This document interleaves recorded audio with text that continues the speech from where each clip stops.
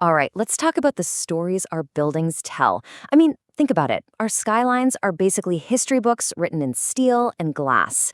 Today, we're going to decode that language from ancient temples all the way to the wild stuff they're dreaming up for tomorrow.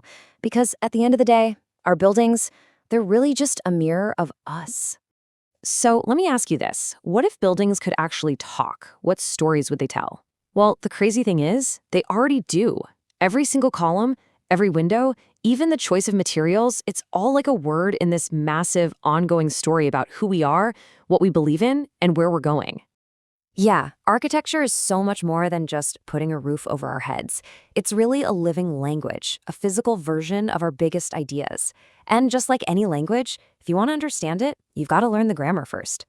And where do we find that grammar? Well, we've got to go way back. We're talking ancient Greece and Rome. This is where the absolute foundational rules of Western architecture were laid down. They basically invented a visual language that architects would be speaking for thousands of years to come.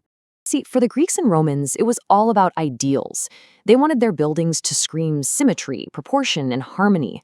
They were kind of obsessed with this idea of divine order, of perfection. And they didn't just talk about it, they literally built it into their structures using a system we now call the classical orders. First up, you've got the Doric order. This one is the original, the simplest of the bunch. It's all about being sturdy, powerful, no nonsense. See that clean, simple top? It just says grounded strength. You could think of it as the strong, silent type of the column world. Then, things started to get a little fancier with the Ionic. The dead giveaway, those elegant scrolls, they're called volutes, right at the top. You just can't miss them. The whole thing is more slender, more graceful. So if Doric is all about raw power, Ionic is all about sophistication. And finally, we get to the grand finale of classical decoration, the Corinthian. This is the most ornate, the most detailed of the three.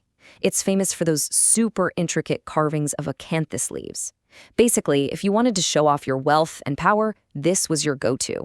For centuries, these three orders were the absolute law of the land in architecture.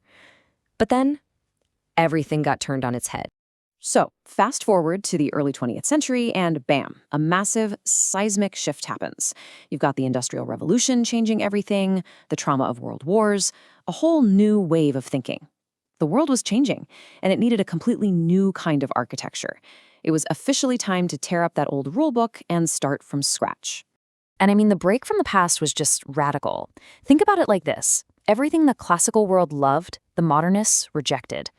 Where there was ornament, they put function. Where there was symmetry, they wanted simplicity. Instead of heavy, solid buildings, they craved open, light-filled spaces. The entire point of architecture was basically flipped upside down. And if you could boil down this entire new philosophy into just 3 words, it would be these, from the legendary architect Ludwig Mies van der Rohe. Less is more. That's it. That's the whole mantra. It was a total rejection of anything and everything that wasn't absolutely necessary. So that little phrase, less is more, kicked off a whole new set of rules, championed by guys like Le Corbusier. The number 1 rule, form always follows function. Decoration wasn't just disliked, it was practically considered a crime. Instead, they celebrated these new industrial materials, steel, glass, concrete, for what they were, for their honesty. And that's what gave us those super clean lines and wide open spaces we now call the international style. But of course, the story doesn't end there, right? The conversation kept going. Now we're in a whole new era. You can think of today's architecture as a kind of dialogue.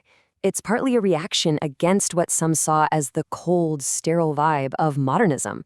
But it's also a direct response to huge new challenges like, climate change.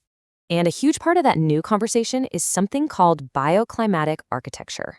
Now, that sounds super technical, I know, but it's not. It's really just common sense.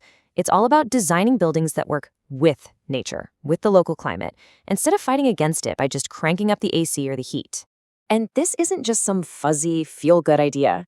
It's a really smart, deliberate process. First, you have to get to know the local climate inside and out.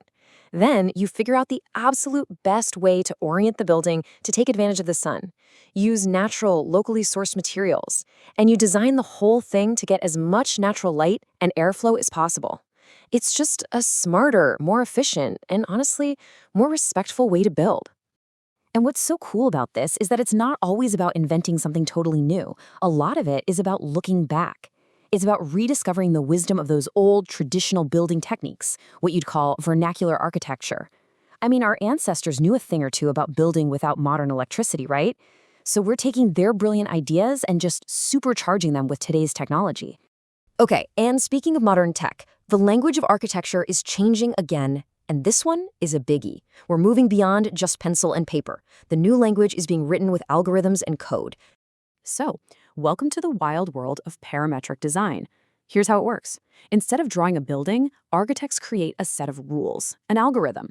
They might define a relationship, like the building's surface should curve based on the direction of the wind. Then, by tweaking just a few variables, or parameters, the computer can generate thousands of different designs. This lets them create these incredible, complex, organic shapes that you literally couldn't even imagine, let alone draw by hand. And this is all possible because architects have a crazy new toolkit. You've got software like Grasshopper and Dynamo that let them do this kind of visual programming. Then you add in AI, 3D printing, and even smart materials, and you can actually build these digital dreams. It's the kind of stuff that firms like Zaha Hadid Architects became famous for pioneering. And AI isn't just for making cool-looking pictures anymore. Its role is getting way more serious. It's becoming a true design partner. Architects are using it to solve really tough problems, like figuring out how to use the least amount of material to build the strongest possible structure, or how to tweak a building's shape to make it as energy efficient as possible. It's not just making buildings look futuristic, it's making them fundamentally smarter. Okay, so after that whirlwind tour, let's bring it all back home. Remember where we started. This idea that architecture is a language, that it tells our story. So, looking back, what story has it been telling? Well, you can pretty clearly read the story of our changing values, right? Antiquity was all about divine order and perfect proportions. Then came the Middle Ages and the Renaissance. We barely even scratched the surface there, with their soaring cathedrals telling stories of faith and humanity. Modernism's story was a much starker one, all about the power of the machine and efficiency. Today, our story seems to be about trying to have a better conversation with our planet. And the future? It looks like our story will be all about working with technology in ways we're just beginning to imagine. And that brings us right here to today. Every single new building that goes up, every new city plan, it's another sentence in our collective story. So I'll just leave you with this thought. What stories should we be writing right now? What do you want our buildings to say about us? Thanks for joining me on this explainer.